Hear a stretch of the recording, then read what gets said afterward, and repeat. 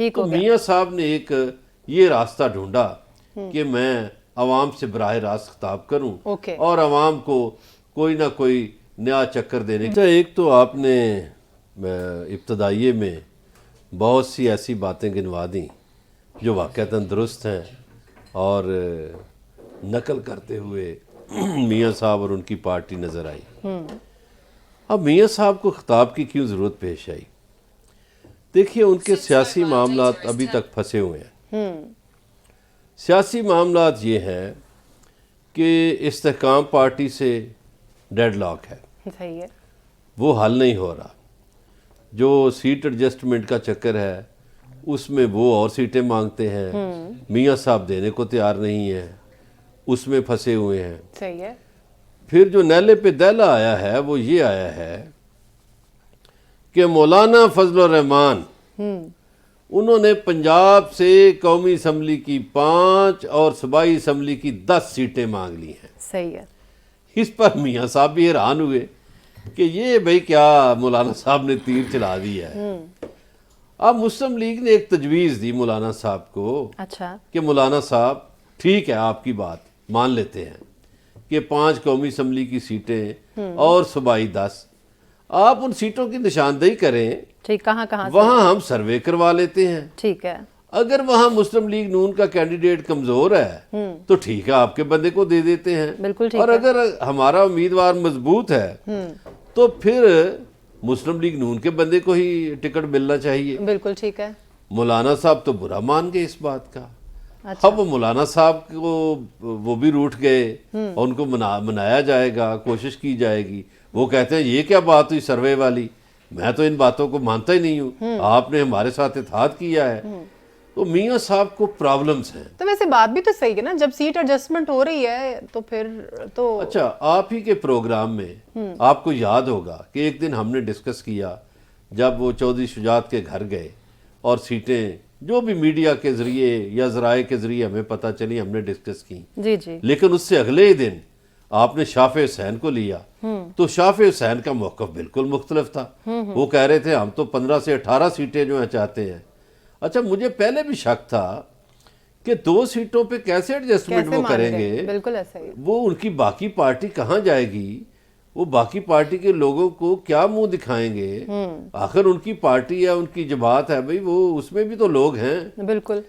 تو وہاں بھی مسئلہ پھنسا ہوا ہے.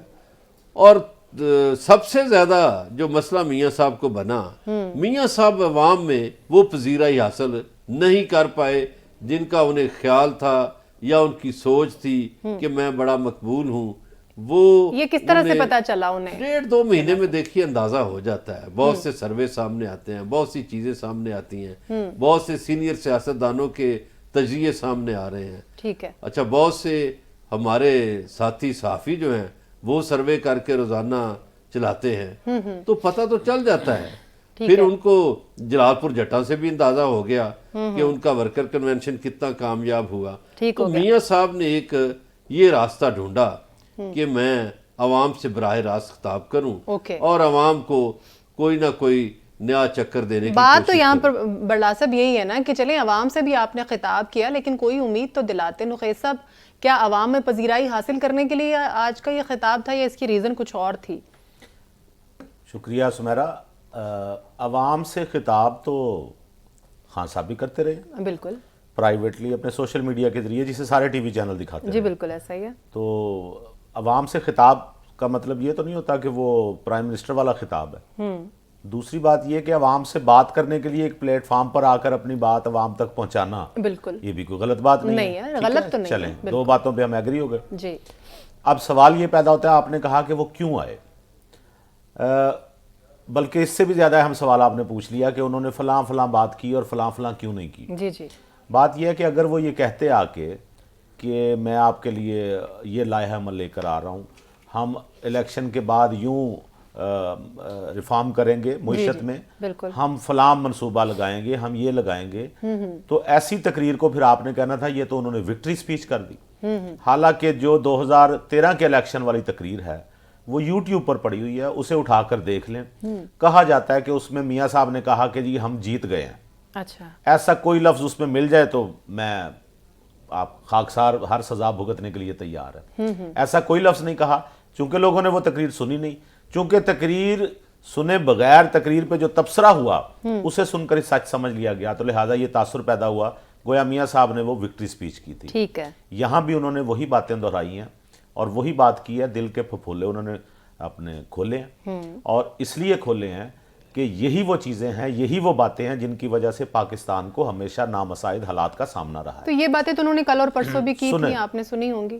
یہ اس لیے ہوتی ہیں یہ باتیں کہ لوگ بھول جاتے ہیں. یہ باتیں بار بار ہونی چاہیے تاکہ ذہنوں میں تازہ رہیں.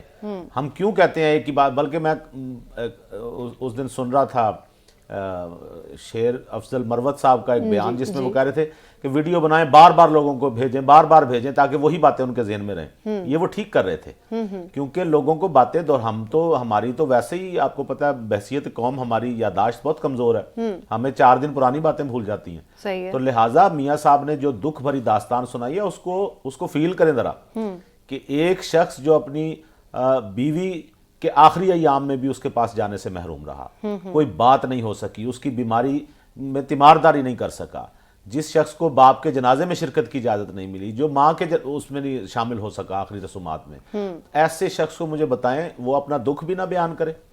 اور اس دکھ کو یہ کہنا بڑا آسان ہوتا ہے. یہ میں پھر وہی بات کرتا ہوں، جو وہ دکھ جھیل رہے تھے اس دور میں جو ان کے مخالفین تھے وہ ان کا مذاق اڑا رہے تھے.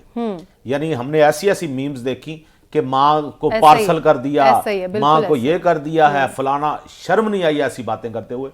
اللہ تعالیٰ نے سیم وہی مکافات عمل جب خود دکھایا ہے تو خود کہہ رہے ہیں جی یہ تو اس سے تو بڑا ظلم کوئی نہیں ہوتا.